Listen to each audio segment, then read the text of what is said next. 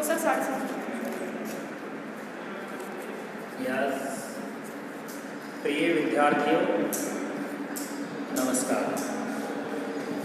Jyotiba Phule group of education में आप सबका स्वागत है। Jyotiba Phule group of channel को आप सब्सक्राइब कीजिए, लाइक कीजिए, प्लीज़ इसे देखते रहिए। कोरोना काल में आपके लिए Jyotiba Phule group of education घर बैठे ही शिक्षा आपके द्वार तक पहुंचा रहा है। इसीलिए प्लीज़ समस्त विद्यार्थियों से मेरा आग्रह है कि इस चैनल को लाइक करें, सब्सक्राइब करें और अपने साथियों से भी कहें कि अधिक से अधिक इसे सब्सक्राइब करें और देखें। धन्यवाद। अब मैं आपको पढ़ाई के लिए बोलता हूँ कि कल मैंने आपको वर्गीकरण के बारे में बताया था। क्लासिफिकेशन, वर्गीकरण क्या है। मैंने आपको ये भी बताया कि वर्गीकरण वैज्ञानिकों के लगातार कई वर्षों के अथक प्रयोगों, प्रयासों और परिकल्पनाओं का परिणाम है। इस श्रेणी में सर्वप्रथम डाबेराइनर का नाम आता है, जिसने 1829 में तीन तत्वों के ऐसे समूह बनाए जिनके भौतिक और रासायनिक गुणधर्म समान थे, और इन तीन तत्वों के समूह को त्रिक कहा। मैं आज आपको डाबेराइनर के त्रिक, वर्गीकरण, जॉन न्यूलैंड्स का अष्टक नियम आदि के बारे में जानकारी दूंगा। देखते रहिए, सब्सक्राइब कीजिए और लाइक कीजिए। धन्यवाद। देखिए वर्गीकरण। वर्गीकरण में मैंने लिखवाया आपको कि तत्वों का वर्गीकरण वैज्ञानिकों के लगातार अनेक वर्षों के प्रयास, प्रयोग और परिकल्पनाओं का परिणाम है। तत्वों का वर्गीकरण वैज्ञानिकों के अनेक वर्षों का प्रयास, प्रयोग एवं परिकल्पनाओं का परिणाम है। एवं परिकल्पनाओं का परिणाम है।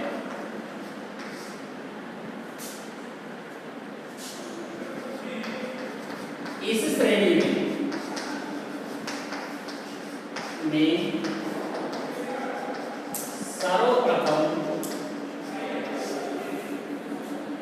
सन 1829 में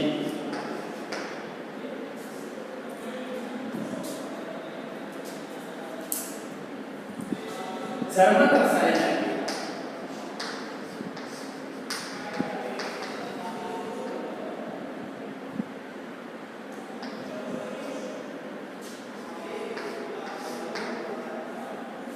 वुल्फगांग डाबेराइनर, वुल्फगांग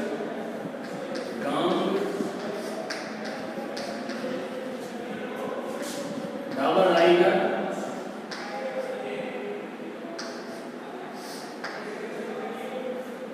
यहाँ इसे डोबराइनर भी कहते हैं, डाबेराइनर भी कहते हैं और डाबरराइनर भी कहते हैं। कैसे भी इसका नाम बोल दो, वुल्फगांग डाबेराइनर था, लेकिन इसका नाम यहाँ जर्मन रसायन है वुल्फगांग डाबेराइनर। सर्वप्रथम इसने 1829 में तीन तत्वों के समूह बनाए,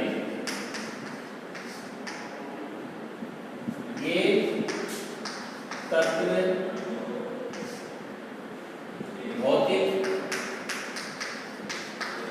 एवं रासायनिक गुणधर्मों में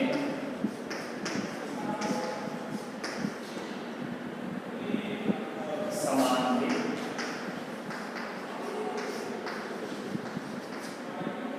इन्हें डाबेराइनर का त्रिक कहा गया।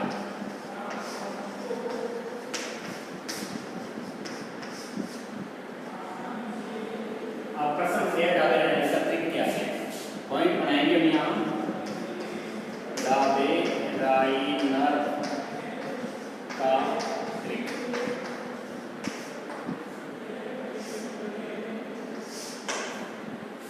डाबेराइनर के त्रिक के अनुसार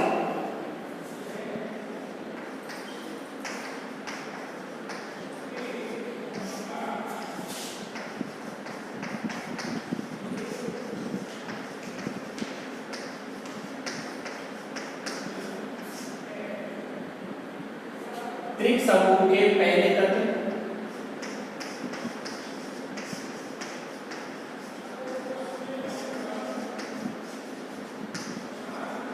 प्रथम तत्व व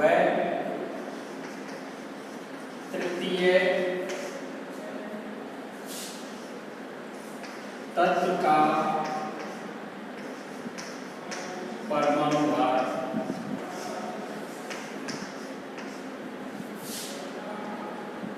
मध्य वाले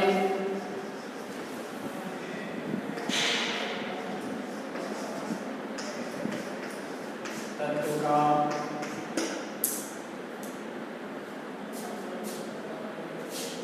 लगभग औसतन दुगना होता है। डाबेराइनर के त्रिक के अनुसार त्रिक के समूह के प्रथम तत्व और तृतीय तत्व का परमाणु भार मध्य वाले तत्व का लगभग औसतन दुगना होता है। प्रथम और तृतीय तत्व का परमाणु भार जो लगभग कितना होता है? औसतन दुगना होता है। या यूं कह दें, या यूं कहें कि प्रथम प्लस तृतीय का मध्य वाला तत्व लगभग औसतन आधा होता है।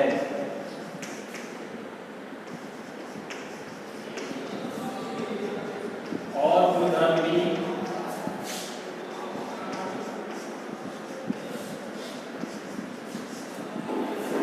दोनों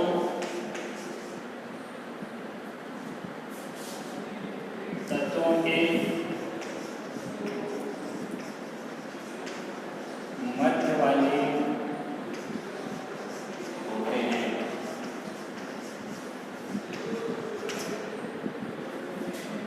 डाबेराइनर के त्रिक के अनुसार त्रिक समूह के प्रथम तत्व और तृतीय तत्व का परमाणु भार मध्य वाले तत्व का लगभग औसतन दुगना होता है। या यूं कहें कि प्रथम और तृतीय का मध्य वाला तत्व लगभग औसतन आधा होता है और गुणधर्म भी दोनों के मध्य वाले ही होते हैं। इसे ही हम डाबेराइनर का त्रिक, इसे ही हम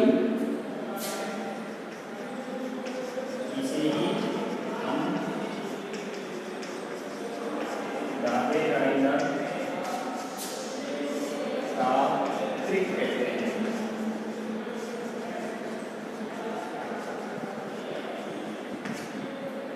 इसे हम क्या कहते हैं?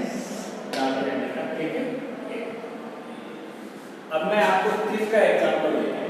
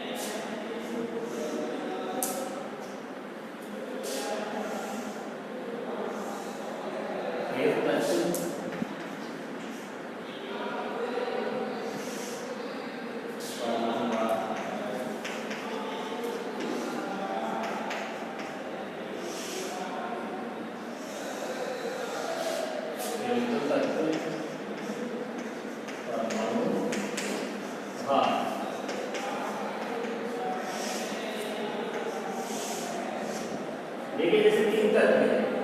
सबसे पहले इस श्रेणी में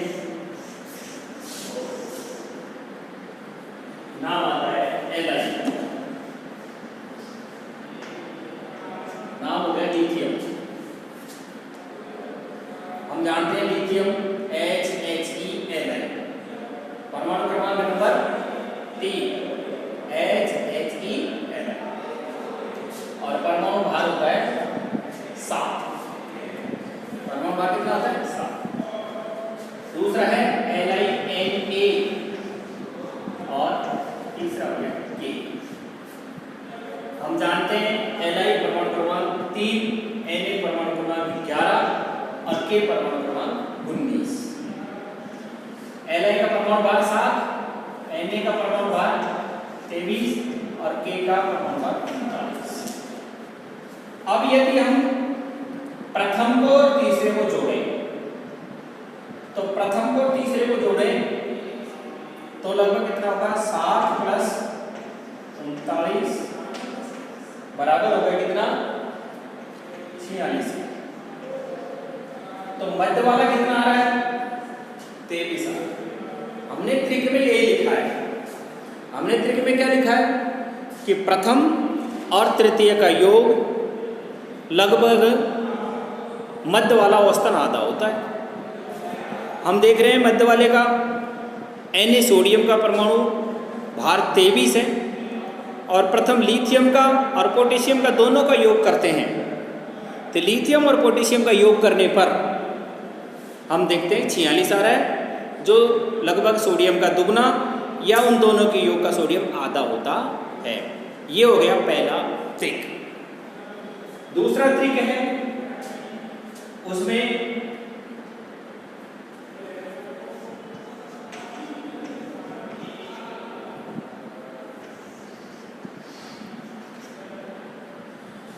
दूसरा त्रिक है CaSrB।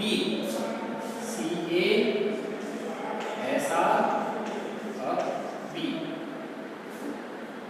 Ca का परमाणु भार कितना होता है 40, Sr का परमाणु भार होता है 88, Ba का परमाणु भार होता है 137। तो यहाँ 40 और 137 को जोड़ेंगे। 40 प्लस 137 बराबर 177। और जैसे 177 में 2 का भाग देंगे, आधा करेंगे या मध्य वाले का दुगना करेंगे, तो लगभग कितना आता है बराबर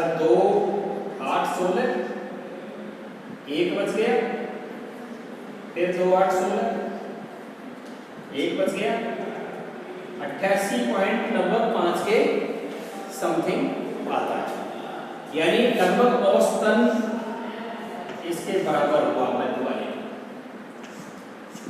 यही बात यहाँ मैं बताना चाह रहा हूँ डाबे नाइट्रिक के माध्यम से। तीसरा है Cl, Br और I। Cl, Br और I तीसरा से। क्लोरीन का होगा परमाणु भार 35.5 होता है, 35.5 होता है, उसमें 35 के ले लेते हैं। Br का होता है 80 और आयोडीन का होता है 127। हम यहाँ पर 35 को 127 को जोड़ते हैं,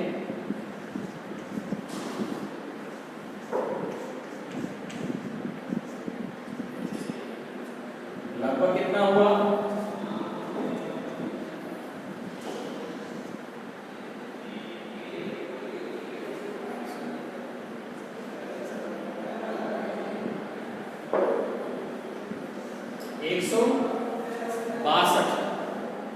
और वो औसतन अगर 2 से देते हैं तो यहाँ हमारे सामने कितना आता है? 81 और 82, 81 के समथिंग आता है। और वो लगभग औसतन मध्य वाले का दुगुना है, मध्य वाले का दुगुना है, या योग तो दोनों का योग मध्य वाले आधे में। इसे ही हम डाबे नाइट्रिक त्रिक के नाम से जानते हैं। ये डाबे नाइट्रिक का त्रिक।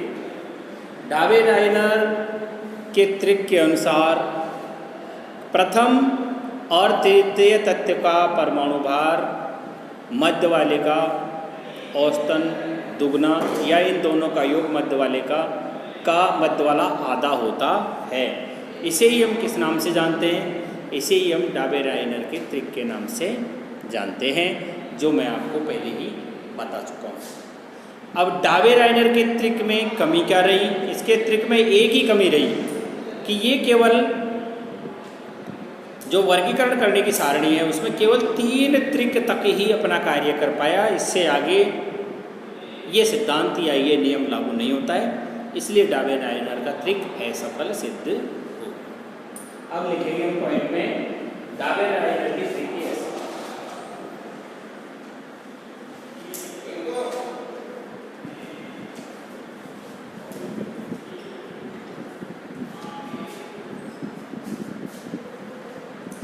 चाहो तो मैं इसी के नीचे लिखवा देता हूँ, यहीं पर देखिए डाबे नाइनर के त्रिक की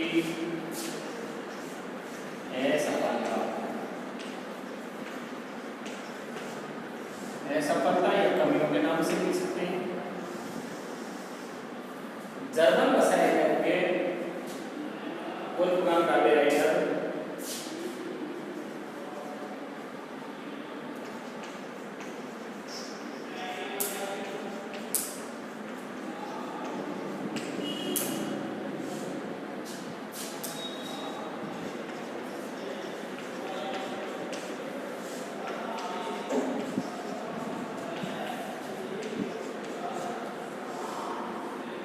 केवल कितने त्रिक?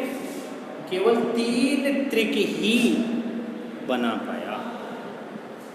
जर्मन रसायन वोल्फगांग डाबे नाइनर केवल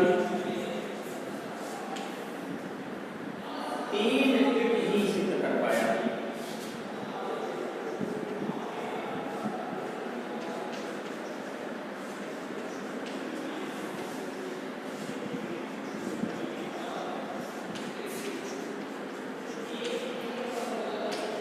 इससे आगे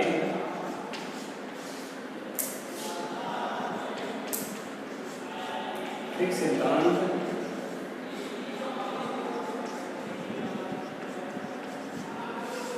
असफल।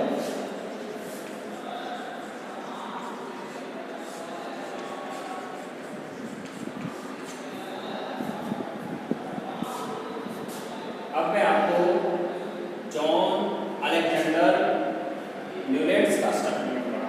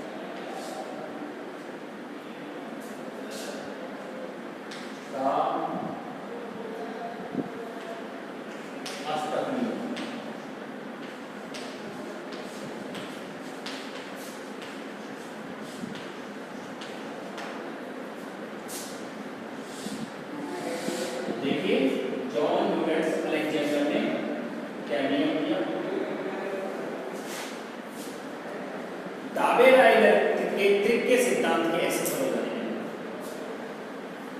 अलेक्जेंडर न्यूलैंड ने अपना अष्टक नियम 1865 में दिया। दावे राइलर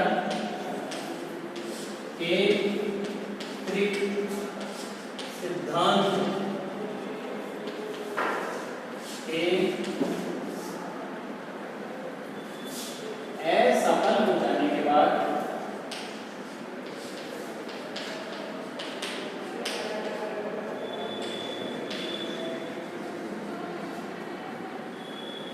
जॉन न्यूलैंड ने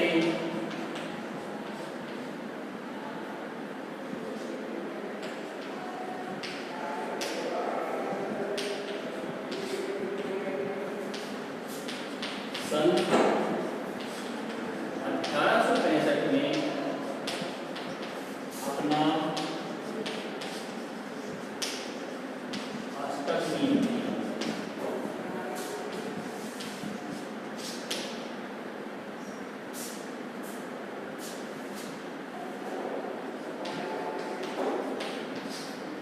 इस नियम के अनुसार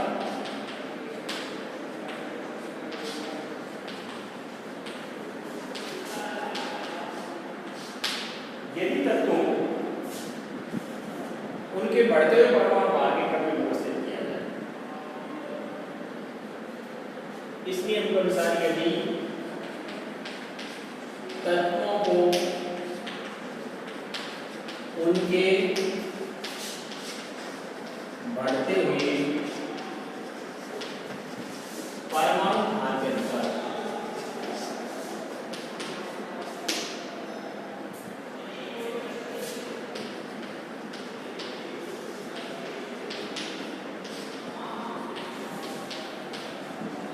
व्यवस्थित किया जाए,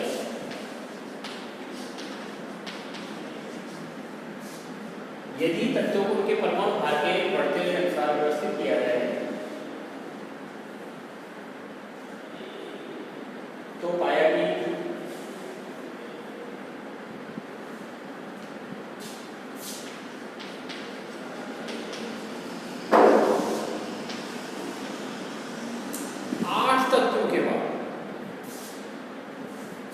तत्वों के गुणधर्म पहले वाले तत्व से, यानी 7 तत्वों के पश्चात 8वें तत्व के गुणधर्म पहले तत्व से मिलते हैं। इसी को ही जॉन न्यूलैंड का अष्टक नियम कहते हैं। जैसे संगीत में सा रे गा मा पा धा नी के बाद पुनः सा आ जाता है। संगीत को सीखने के लिए जो 7 सुरों का ज्ञान होता है, उन 7 सुरों के पश्चात जो 8वां सुर होता है वो पहले प्रथम स्वर के समान ही हो जाता है। अर्थात परमाणु भारों के बढ़ते क्रम में जब इन तत्वों को व्यवस्थित किया गया तो पहले तत्व के गुणधर्म और 8वें तत्व के गुणधर्मों में समानता थी। इसी को ही जॉन न्यूलैंड का अष्टक नियम कहा जाता है। देखिए फिर जैसे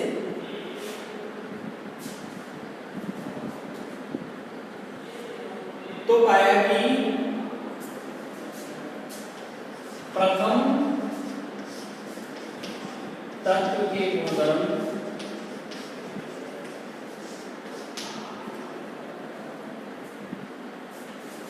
आठवें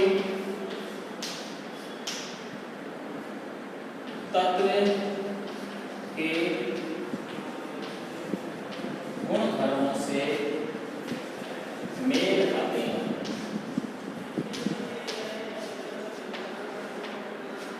जैसे संगीत के 7 स्वर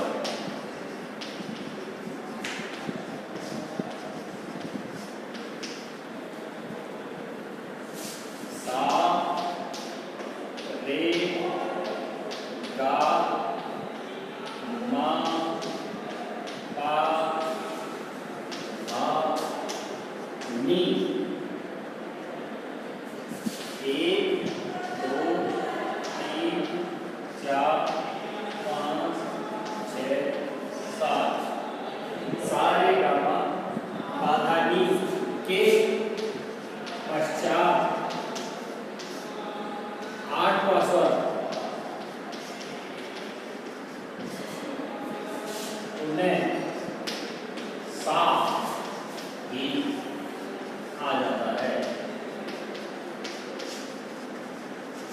जैसे संगीत के सुरों में 7 स्वरों के पश्चात 8वां स्वर पुनः क्या आ जाता है?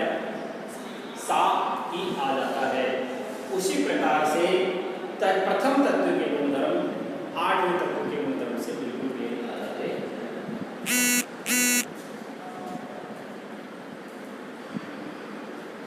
ये नियम प्रत्येक तत्व पर लागू होता है। ये नियम प्रत्येक तत्व पर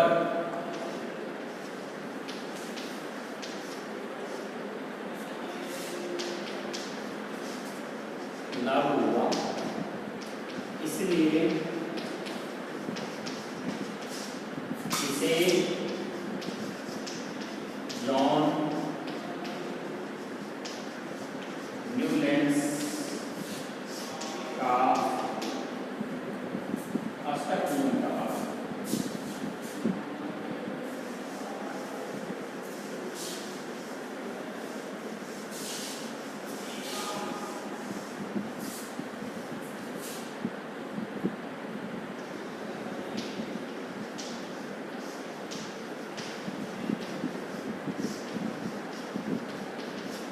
अब आपके अच्छी तरह से समझ में आ गया होगा कि डाबेराइनर के त्रिक के असफल हो जाने के बाद में सन 1865 में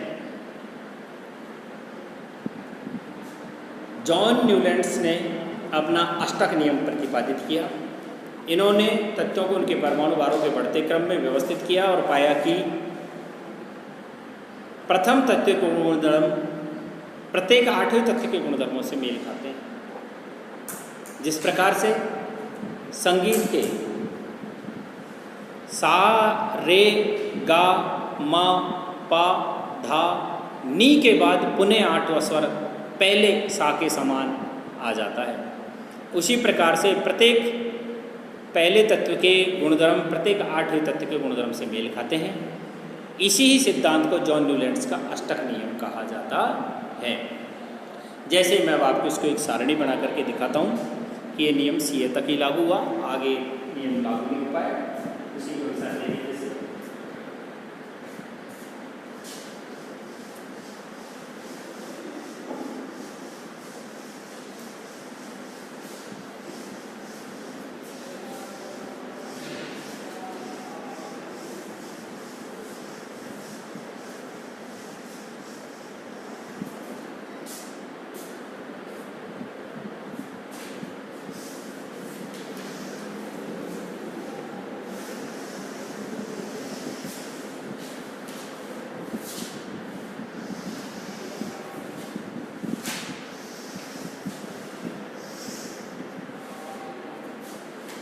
सबसे पहले तो हमें लिख देते हैं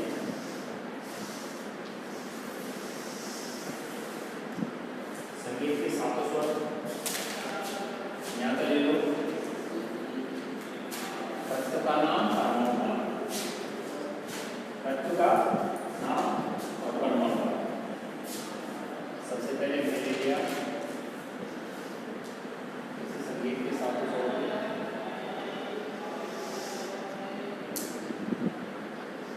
तत्व, परमाणु भार,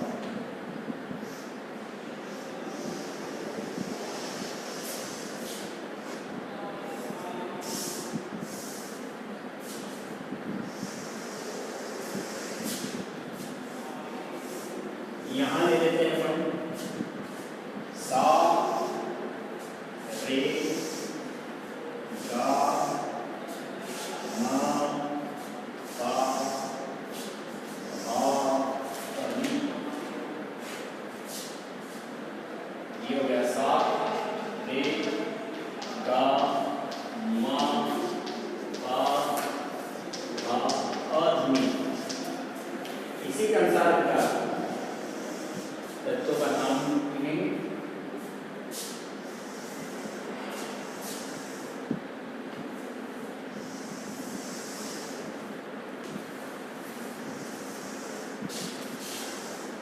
ये हमारी सारणी बन गई। सबसे पहले तत्व लिखेंगे H H E L I B E B C N O L यानी तो छोड़ देंगे N A M G ये है S I B S C L।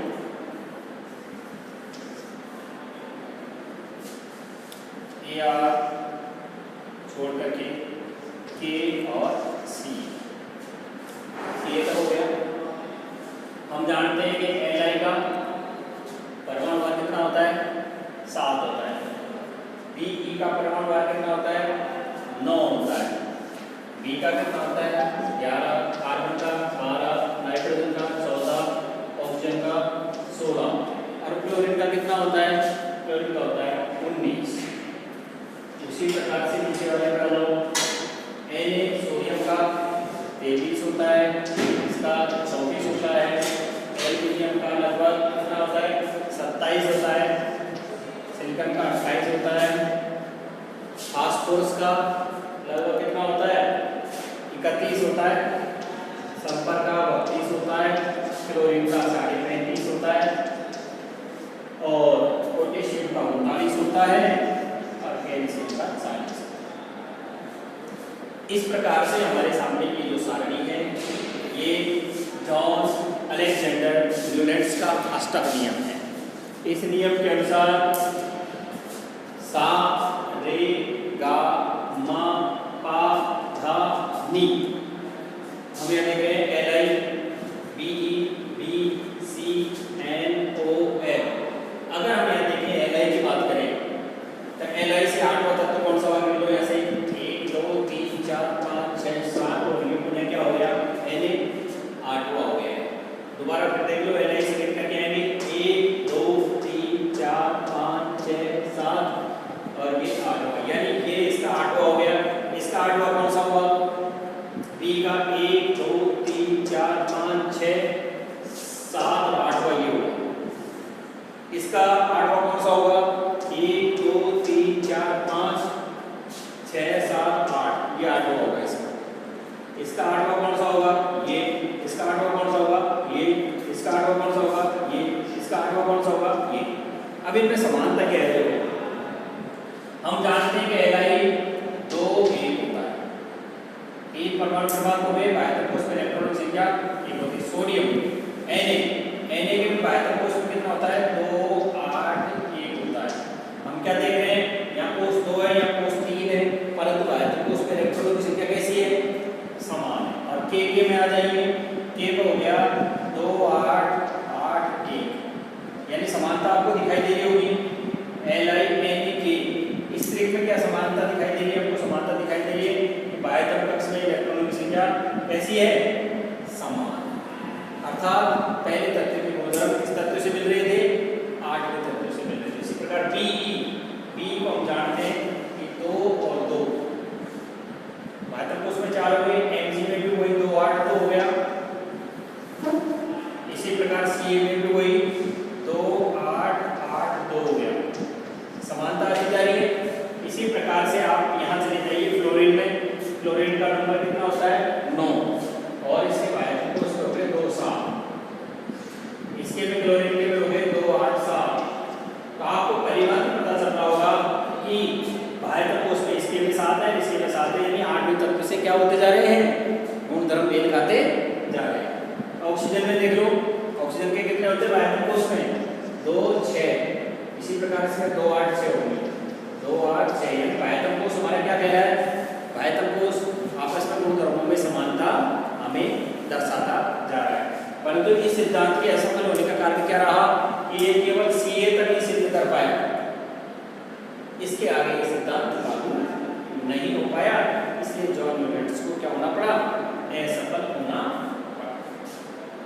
ठीक है, देखिए जैसे सारणी को एक बार आप अच्छी तरह से देख लीजिए, फिर मैं जॉन न्यूलैंड्स के नियम की कमियां लिखवा दूंगा, आपका ये पॉइंट पूरा हो जाएगा। फटाफट से देख लिया होगा आपने पूरी सारणी को एक बार और। अब मैं इसके नियम की कमियां लिखवा देता हूं।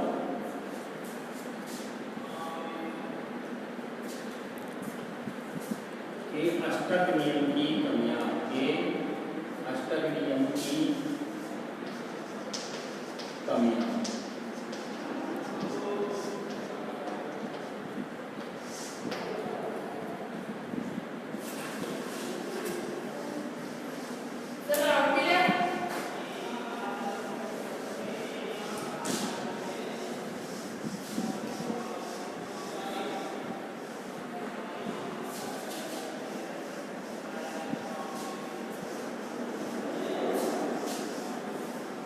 देखिए इस पहली कमी पॉइंट लगा करके लिखेंगे कि जॉन न्यूलैंड्स का अष्टक नियम केवल सीए तक ही लागू होता है। जॉन न्यूलैंड्स का यह अष्टक नियम केवल सीए तक ही लागू होता है। जॉन न्यूलैंड्स का यह अष्टक नियम केवल कहाँ तक लागू होता है? सीए तक ही लागू होता है। इसके पश्चात के तत्वों के गुणधर्म, इसके पश्चात के गुणधर्म इस नियम से मेल नहीं खाते हैं। 8वें तत्व से मेल नहीं खाते हैं। ये तो 10th की बुक के अनुसार है। दूसरी एक अन्य जगह मैंने पढ़ा है कि जॉन न्यूलैंड्स केवल ये कह पाया कि प्रकृति में मात्र 56 तत्व होंगे, इसके अलावा तत्व नहीं होंगे। परंतु IUPAC के अनुसार, international union of pure and applied chemistry के अनुसार वर्तमान तक 118 तत्वों को खोज लिया गया है। यहाँ भी जॉन न्यूलैंड्स असफल रहे। दूसरा उन्होंने बताया कि जॉन न्यूलैंड्स ने प्रकृति में केवल 56 तत्वों का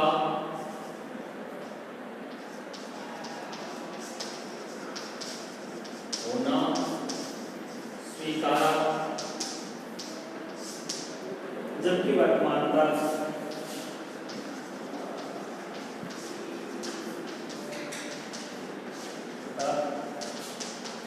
118 तत्वों की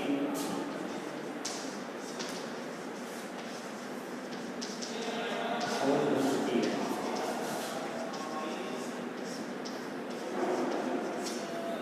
ये जॉन न्यूलैंड्स के अष्टक नियम की कमियां रही हैं। इन कमियों के पश्चात हमारा ध्यान मेंडेलीव की तरफ जाता है। मेंडेलीव ने जो आवर्त सारणी बनाई है, उस आवर्त सारणी के अनुसार उन्होंने तत्वों को वर्गीकृत किया। इसीलिए